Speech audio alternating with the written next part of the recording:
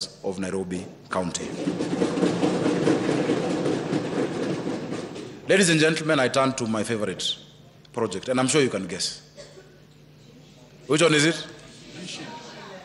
Ladies and gentlemen, I now turn to Dishi in a county, to the school feeding program. And I want to start to thank you sincerely for supporting this dream. Let me tell you the story of Mildred Ayera.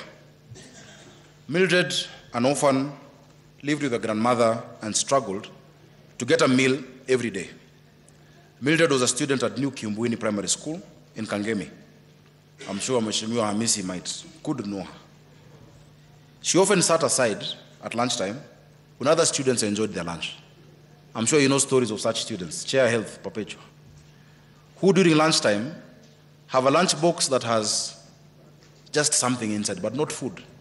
And they go to the corner to pretend that they're eating lunch, so that the other students don't ridicule them. I'm sure you know many students who at lunchtime, when they're told to go for lunch, they don't come back because they find nothing at home. But Mildred told us a story during the issuance of bursaries the last session, that the introduction of the school feeding program, where the first meal was served on August 28th, gave her hope.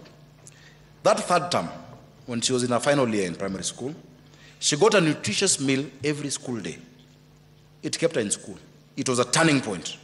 She emerged one of the top students in Nairobi and in her school. She joined Loreto Limuru Girls this January. As we issued bursaries and scholarships this year, I think it was at Milimani. Was it Milimani? Yes, Milimani Secondary. Mildred gave her moving testimony while wearing this Tap to Eat watch, which I hoped all members would have by now.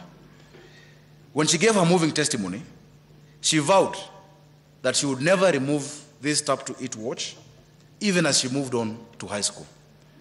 Mildred's story is a story of thousands of children in Nairobi today. When we began, we wanted to make sure and make absolutely certain that each and every child in our county was able to learn, that they were not denied an education simply because they were hungry. We knew, research showed us, and statistics, that 1 out of every 4 children in Nairobi had skipped school sometime in the past because they had skipped, or rather had no food. In feeding each and every one of our children, Mr. Speaker, a nutritious hot meal, we invest in their cognitive development and empower them to excel. We knew that many children had nothing back at home. Despite different interventions to derail this program, either through court action or through premature political activism, it has continued to thrive. Let Mildred stand as our exemplar over here. This program, ladies and gentlemen, honorable members, is now fully up and running. We have built successfully beautiful kitchens at Babadogo Primary School. Mheshimiwa Majiwa, you are there. At Kayole 1 Primary School, is that Wairia or is Mofai? Mheshimiwa Wairia, thank you. At Njiru Primary School, Mheshimiwa Carrington, Heho. At Osambu Primary School, where is Honorable Kimani Mugo? At BD Primary School, that is possibly Honorable Kimemia, thank you. At Toi Primary School, that is Honorable Davidson Ngibwini, DNG. At Farasi Lane Primary School, that is Honorable Alvin Palapala, 003. That is a private one, eh? But I'm sure Honorable Stazo would not agree. At Mudangari Primary School, that must be Honorable Robert Alai. Oh yes, Nyangaresi, Ogeto, Kilelesho Ward, Kilimani Ward, where I live. At Rescos Primary School, Simba, Honorable Wahinya. And at Mukuru Kwanjenga Primary School, Honorable Kimondo. You will attest that those kitchens are indeed serious structures. Each kitchen is a central kitchen that serves between 10 to 15,000 meals a day. Honorable members, you have done a spectacular job. Every single day, 184,000 children in Nairobi eat a hot, nutritious meal. That is a commitment I made to the people of Nairobi. That is a promise I have kept. That is a manifesto item that we have ticked. No program of this magnitude or importance succeeds in isolation. So allow me to thank the parents, the teachers, the development partners, our county assembly, and the good people of Nairobi County who have made it possible. I must also thank the French government.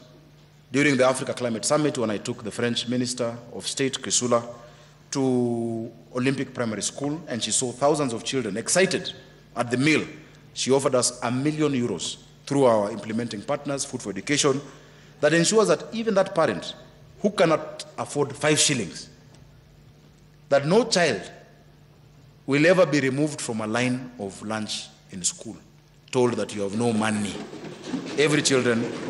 Each and every of our children will eat. Right now, great people, we have the largest school feeding program in our history. Unlike previous programs, which were either limited to a small proportion of the enrolled school-age population, or had wide coverage but supplied only one food item. I'm sure many of us might remember those of us who grew up in the city, maziwa ya Nyayo, that would come every so often, once in a while in our schools. We bring nearly every child in a public primary school or ECD center a full balanced meal, and we'll have complete coverage by the end of the year. In the last 2 weeks, Honorable Speaker, I have broken ground for more kitchens. I went to Uhuru Gardens Primary School in Langata, Honorable Akama. We were together. Then went to Mutuini Primary School in Dagoretti South, where we broke ground, Honorable Mato Mbugwa. We were together. And of course, the leader of minority, tulikuwa hapo. We broke ground in Donholm Primary School, and Honorable Mungala could not believe his eyes. In Embakasi East, Honorable Stazo, we broke it. We then went to Dandora 1 Primary School. Honorable Alan Mainagaduko, you remember. After that, we drove at a good pace to Ndururuno Primary School in Madare constituency. Sorry? That is in, Ndururuno is in? It is in Kiamaiko, not Mlango Kubwa. Honorable Ndoch, we missed you, but we were told you were away. But you are represented by your Member of Parliament, Honorable Oloch was there. And thereafter, we went to Umoja 1 Primary School of the indomitable Ororo, Mark Mugambi Macharia, where we broke ground, but Honorable Macharia knows how to turn my knobs and made sure I bought sodas for everyone, including the neighbors. Thank you so much, Honorable Mark Mugambi Macharia. The construction is ongoing of those 7 kitchens. We will shortly break ground in Zawadi Primary School. Honorable Nixon Okwacho Juma, we are breaking ground. I want to thank you and thank your Member of Parliament, Honorable Yusuf, for the support, because they insisted that that kitchen must be built at Zawadi Primary School because of the informal settlement of Kiambio that is next to it. The idea was to take it to a different school, but they insisted, and they have even moved critical infrastructure that they will replace using CDF to make sure that that kitchen works. Members, we have many children in Nairobi who don't go to our public primary schools. They go to informal schools known as APBET, Alternative Provision of Basic Education. As we mobilize more resources, and you know these schools, these are informal schools because over the years, Nairobi, after systemic regimes, did not invest in school infrastructure for our children. Members, you remember when we broke ground in Roysambu, and I was really moved. I think I shed a tear. It was a 3 billion shilling tear, because out of that, we have received 3 billion shillings over the next 3 years to build classrooms in primary schools and ECDs. For our ECDs, I want to thank the Budget Committee, because we have agreed that we shall put 500 million shillings every year, so that each and every ward, including wards that might not currently have a school, will start having ECD centers starting this financial year. The national government, and I must thank His Excellency the President, passed in the supplementary budget 1 billion shillings for primary school facilities in each and every constituency. Members, in the next 3 years, we might do something that is unheard of, that we'll be able to have left this assembly having created more classrooms than you found when you were sworn in this third assembly of the county of Nairobi. And so what we have said, as we mobilize more resources from our various partners, we have brought regulations to the assembly to create a governance structure of school feeding so that we can have a board that includes the private sector, development partners, have a secretariat, and so that Nairobians can decide to adopt a child, to support them for a month, to buy a meal for a day, to buy a meal for a year. As we do that, we intend to cover all of our schools, meaning the children in these informal schools, the ABET schools, a school where on Sunday it is a church, on Monday it is a school, in the evening there's a meeting of women, the next day there is karate. Each of those schools will be mapped out to a public primary school in the fullness of time, and those children at lunchtime will go to the nearest public primary school, have lunch, and go back to their schools.